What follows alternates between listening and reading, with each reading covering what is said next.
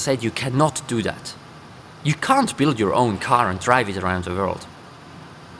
But sometimes you just have to follow your dreams. Simple enough. So he thought. Turning his dream into a reality will involve traveling through almost 40 countries and will take about a year and a half to complete. And now Lewis has added a twist.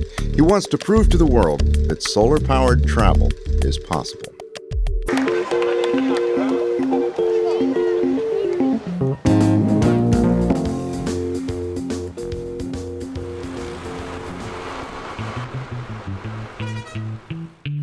Part of Lewis's plan is to visit at least one school in every country he travels through. But we have a special car, not a car which is using stinky petrol, but a car which is clean, a car which is not making noise, a car which is not polluting the air and not changing the world's climate with CO2. As a school teacher, he understands that the children represent our future, and through them, he wants to shape it for the better.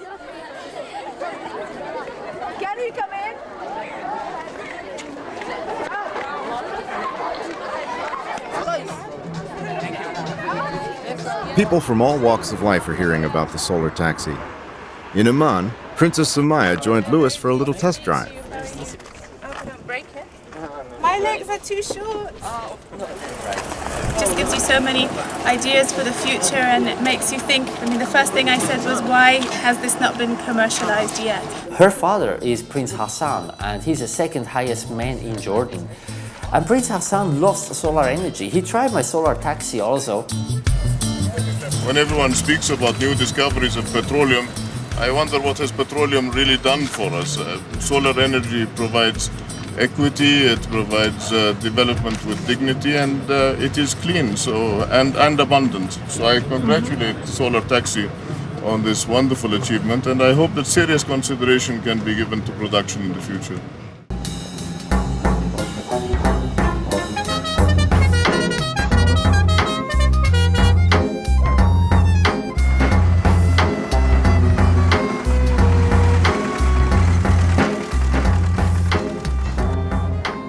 Every morning when I sat in my car, I was just thinking, oh my God, I just hope and pray now that I will get out of this car tonight in the evening alive.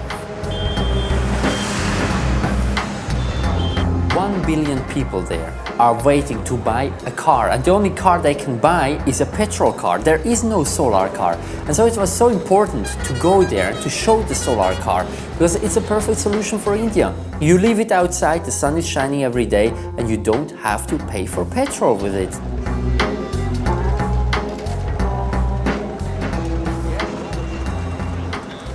Other than the traffic, it is a beautiful country with much to experience.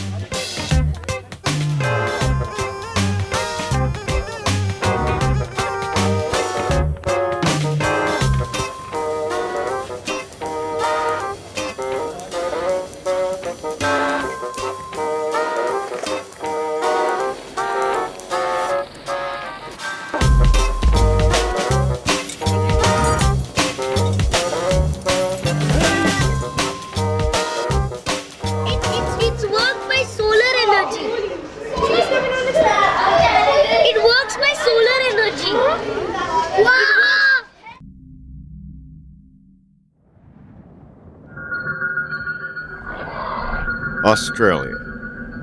Endless roads, endless sun, the perfect place for a solar-powered car. But nobody thought of the rain. I let my planet heal. The one and only real deal. Drive a solar mobile.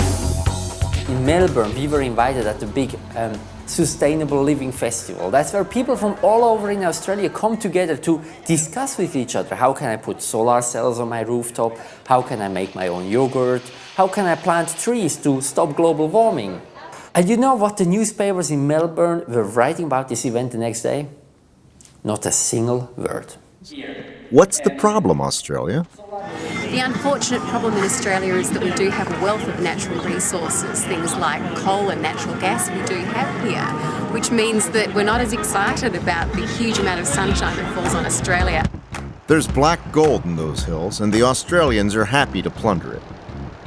Not only are they the biggest coal exporter in the world, they have enough coal to produce energy here for a couple of 100 years. So who needs the sun?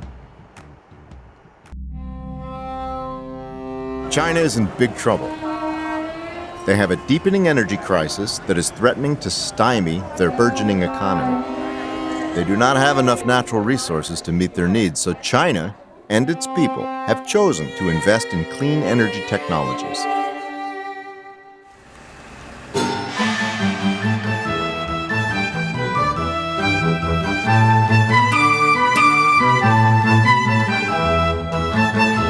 We had a reception there like in no other country. There was so much enthusiasm for the solar taxi, I simply couldn't believe my eyes.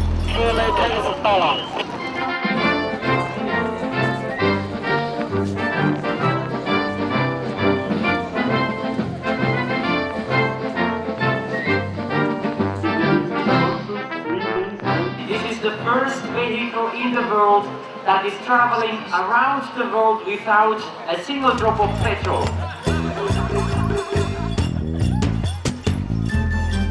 Everywhere you see these electric motorbikes. It's the most common thing in the world. They have 120 million electric motorbikes.